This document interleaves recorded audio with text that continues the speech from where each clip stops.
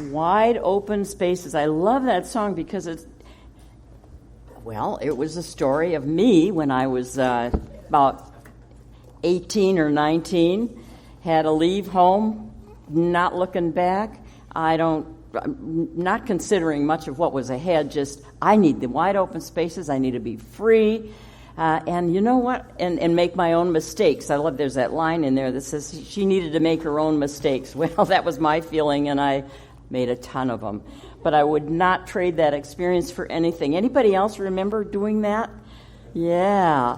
And then I was remembering my mom had done the same thing. Here she was. By the time I did this, it was all like, you're not sure about this, are you? But here, dug into the history a little bit and found out old Mama had gone and hitchhiked from Minneapolis to Michigan all on her own at about the age of 16 or 17. So there's something in us, isn't there, that just kind of wants to get out there and make our own mistakes, but we need the wide open spaces of our own landscape, whatever that is. And so it ties right in with today's message, which is set yourself free to make a mistake, or two, or three.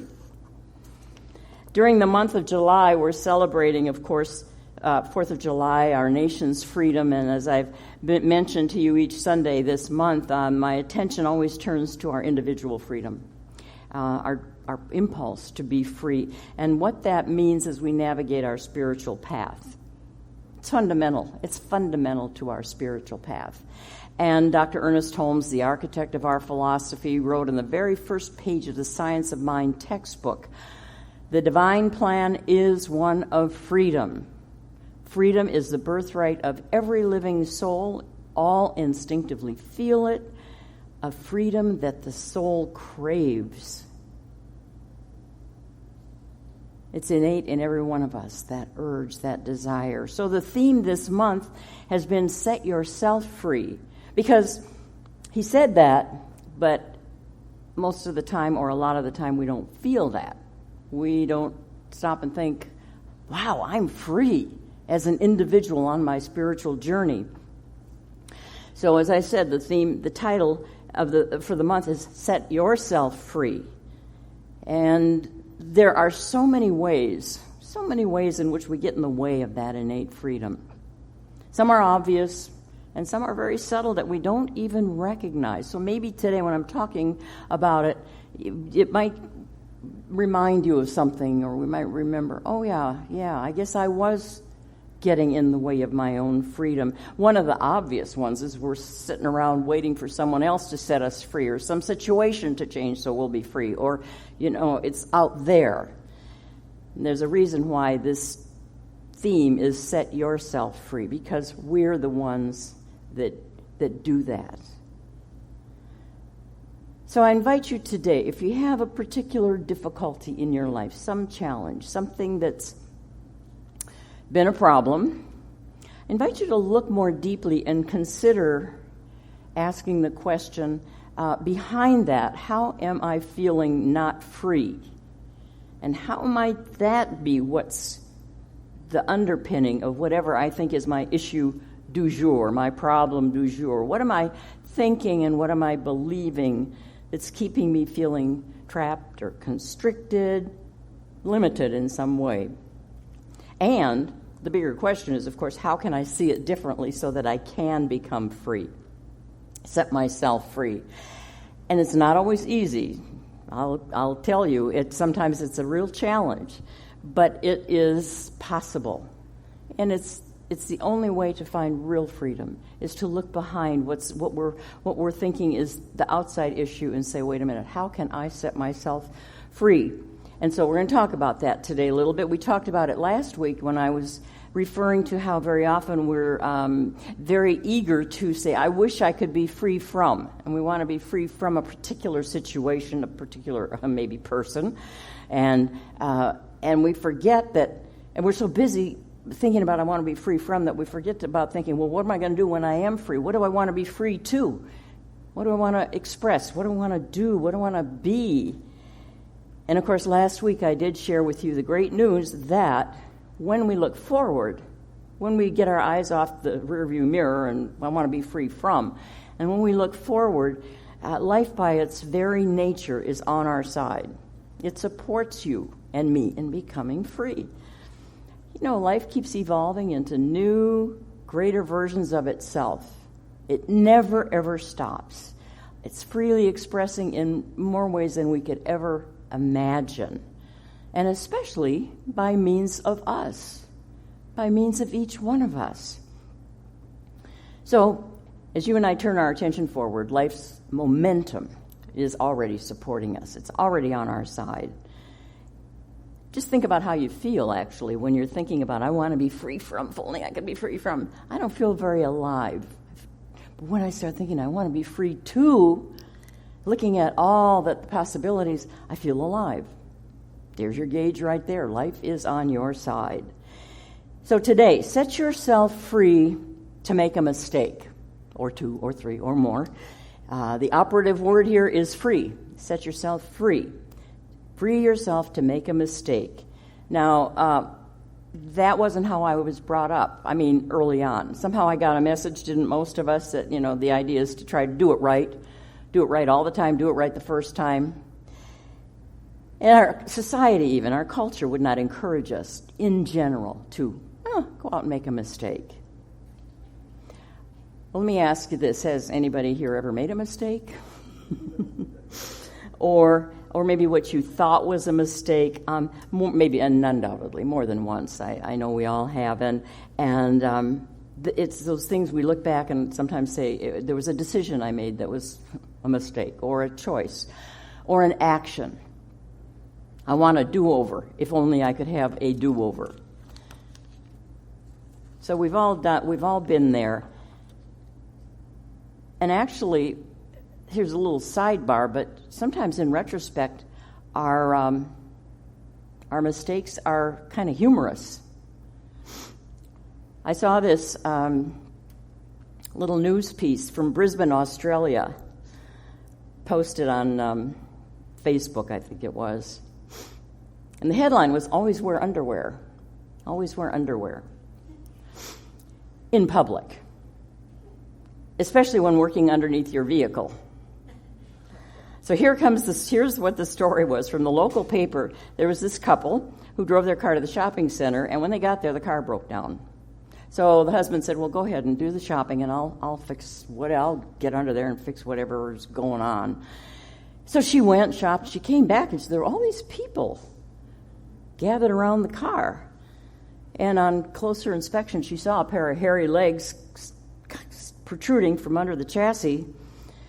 And unfortunately, the man was wearing shorts, but he wasn't wearing, like the kind of underwear he should be wearing, so that, as the article says, it turned his private parts well into public parts. Well, she was embarrassed beyond words, so she quickly went under the car and, kind of got things covered up. And she got back out of the car and she looked across the hood, and there was her husband standing there, watching. The mechanic underneath needed 10 stitches in his forehead, though. A little bit of a mistake. So it's good to laugh at our mistakes sometimes, right? Someone, a little cartoonist that I quote very often from this, does the Story People, which many of you may know. It's all in how you choose, unless you choose wrong, and then it's all in how you laugh together about it.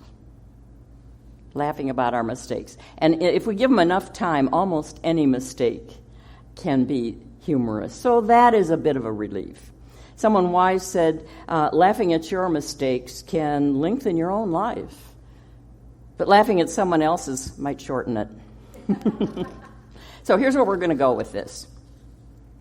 You can set yourself free by transcending the fear of making mistakes, by transcending the myth and tyranny of perfectionism, and by recognizing infinite perfection. Infinite perfection. So this is about perfection, not perfectionism. This is about reminding yourself that everything is an expression and a manifestation of the Creator that created us out of itself, everything and everyone, so therefore it's a perfect system. It's all God, by whatever name you want to call it, that infinite perfection. It's all one system, even including what we think are the mistakes and the imperfections. And the most important part of this to realize is you are not your mistakes. There's something in you that is greater than your mistakes, always. And I think that's where we get sidetracked, is thinking, I made a mistake, therefore, and then we do a whole number on ourselves. You're not your mistake. You made a mistake. Jesus, the master teacher, said it so beautifully. Greater is that which is in you than that which is in the world. Meaning, greater is God, Spirit, intelligence in you. Greater is that than that which is out in the human and material outer world. You're not your mistakes. You are greater than your mistakes. And Dr. Ernest Holmes said there can be no failure, no mistakes in God's mind. And this is the mind, this is the power we're depending on. Emma Curtis Hopkins, you've heard me talk about her many times. She was a contemporary of Ernest Holmes and brilliant woman. And she said, there's nothing more miserable than to feel that by some mistake in life you have not amounted to what you might have, and that your misfortunes all hinged on that one mistake. She goes on and says, but though a mistake may seem to be much, in truth it is nothing. God never makes mistakes. But here we are. We've made mistakes. We will make mistakes, or what we label as mistakes. I like what Ralph Waldo Emerson said. He really took the pressure off, because he said, all life is an experiment. Don't be too timid about your actions. It's all an experiment anyway. A friend of mine wrote a book, or is writing a book, and she said the working title is something about we're making it up as we go along. When we know that, okay, it is all an experiment. All life is an experiment. That reminds me of a great story. This was from Chicken Soup for the Soul, and it's about a famous research scientist, very successful, made many, many important scientific and medical breakthroughs.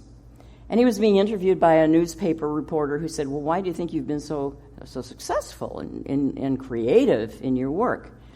And he said, it all came from an experience I had when I was only 2 years old. He had been trying to remove a bottle of milk from the refrigerator, and when he lost his grip on it, the slippery bottle, well, you know, back when we had milk in bottles, it fell, it spilled its contents all over the floor, a veritable sea of milk.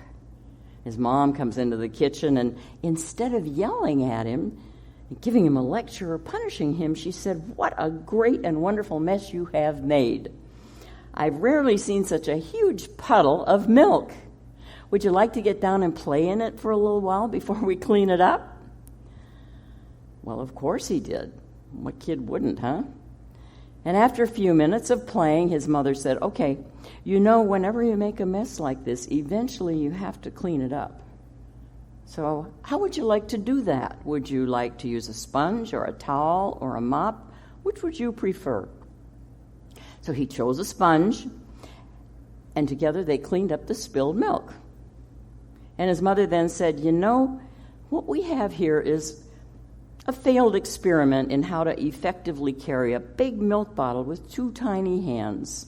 Let's go out in the backyard and fill the bottle with water and see if you can discover a way to carry it without dropping it. What a great lesson. And so, of course, he went out in the yard with her, and they learned, and he learned about how there's a little ridge on the top of the bottle, and he could hold it that way and not drop it. That was an experiment. And he said that moment was when he knew he did not need to, not that he wouldn't make mistakes, but that he didn't need to be afraid to make mistakes. Instead, he learned that mistakes were just opportunities for learning something new, which is, after all, what scientific experiences are all about. Experiments are all about. Note, when we do make a mistake, of course, there's cleanup sometimes to be done, and we have to do that. But I tell you, it's even easier to do that when we remember it's just a mistake. And although while we're cleaning it up, we're saying I made a mistake, when we can know I'm not my mistake, it makes it easier. Makes it easier to clean it up. So what I'm talking about is perspective, how we regard our mistakes. You can set yourself free, not by not making mistakes, but by seeing them differently. Dr. Ernest Holmes, again, he says, it's not a question of making mistakes or failing or succeeding. The illusion is the way we look at things. Oh. I mean, a mistake isn't a mistake except if I think it's a mistake. Aha.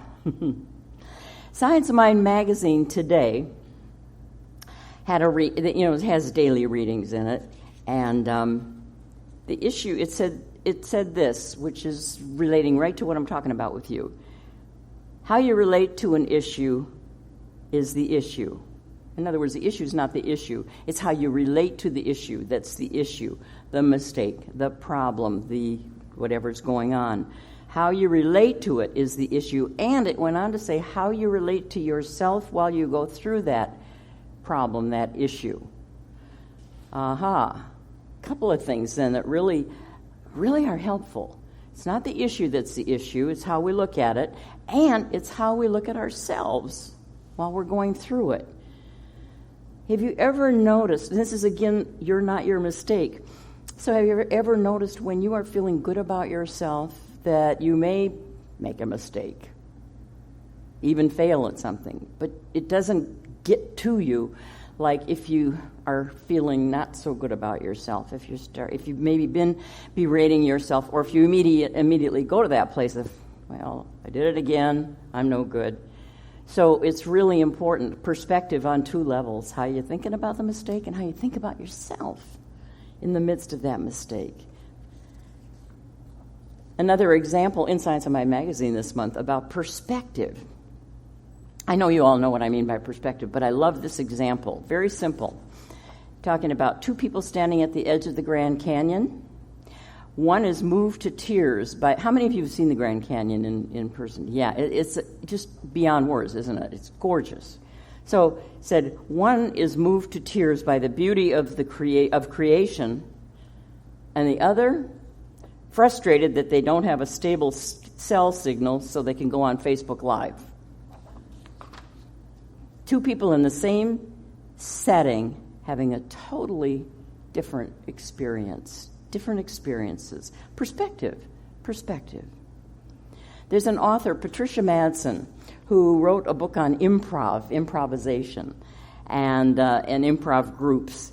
And it's really fascinating. It's pretty daring, isn't it, to go into an improv group and, you're given a theme and then you have to perform. And the interesting thing about improv I've learned, too, is you always say yes and. You never say, I can't do that. It's whatever is thrown at you, whatever your team is throwing at you, it's yes and. But she said 99.9% of the time, a mistake is just an unanticipated outcome. An unanticipated outcome, she says, that gives you information. No drama, just an opportunity for not a mistake, but a retake. So let's just say there are no more mistakes, they're just retakes. And in that same vein, I was referring again to a book that a friend of mine had sent me a while back called Fail Fast, Fail Often. Again, kind of counterintuitive to what our culture would say. Fail fast, fail often. But it's very interesting because the message of it is failure or mistakes. Failure is what you make of it. Of course, it acknowledges it's disappointing and painful. Not fun to make mistakes, not fun to fail. But it says that pain will subside if we're willing to step back and adjust our perspective and redefine failure, redefine mistakes, and really look at them. And it goes on in many examples, wonderful examples of how instead, if we look at them, as Patricia Madsen said, and Holmes too, go ahead and keep doing it because it's always giving you more information. It's just an opportunity to get more information. One example is Pixar Animation Studios. Incredibly creative animated films and so on. And the one of the spokespeople there said, well, we're pretty sure we're not going to get it right the first time. I mean, we just start out with that. We don't start out with saying, okay, we're going to do it just right the first time, perfect. No, we're pretty sure we're not going to get it right the first time, or the second or third or fourth. So let's be wrong as fast as we can so we can get to the answer we want. Isn't that freeing? Wow. Play around in it. Try different things. And each time, look at it not as a time to wallow in, oh, I'm awful, I made a mistake, but instead, what information, what didn't work, what will work? Let me try something else. In fact, as the book says, you'll find what's happening is you're failing forward. Failing forward. The brilliant author James Joyce said it this way. He said, mistakes are the portals of discovery. Mistakes are the portals of discovery. Wow. How freeing to realize that truth. And in the infinite perspective again, there are no mistakes, only retakes, creative opportunities. And let's not underestimate that word creative or the process of it. You know, God by any name is a verb.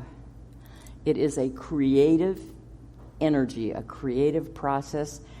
It does only creativity. It is not destructive. It is always creative, always creating, always rearranging, reforming, revising, creating. It's a creative process that never stops. So how could there possibly be mistakes that would hold it back? It's just another way of working around. It will find a way. You know, artists who are very creative will often, if there's a paint splatter or a dribble of paint that wasn't intended, will just creatively work it into the item, the thing that they're creating. I love this about an archer, bow and arrow, you know, who said, I just shoot my arrow and then wherever it lands, I draw a bullseye around it. No mistakes. I just, I guess that's where I intended it to go. So, Dr. Ernest Holmes, once more, I want to quote from him, wrote, whatever the mistakes of yesterday may have been, today is a new creation. Today we enter a new experience. Whatever the mistakes of yesterday, today is new. All things new. So the takeaway for you today, I may make mistakes, but I am not my mistakes. So I set myself free from making mistakes. I set myself free, to make mistakes. Because the creative perfection of the Spirit in, as, and through me is always greater than my mistakes. So I set myself free from that fear of making mistakes, knowing that always there's a creative something that's there, that's shaping and guiding me. And I can just go forward and be that creative individual that I'm meant to be. And so to anchor this now, we're going to be blessed by another song by Paige, which many of you will know, Make Your Own Kind of Music. Remember that one? And that's the point of all this. If we're free of that fear of making mistakes, we can go forward and be who we are. Make our own kind of music. Namaste.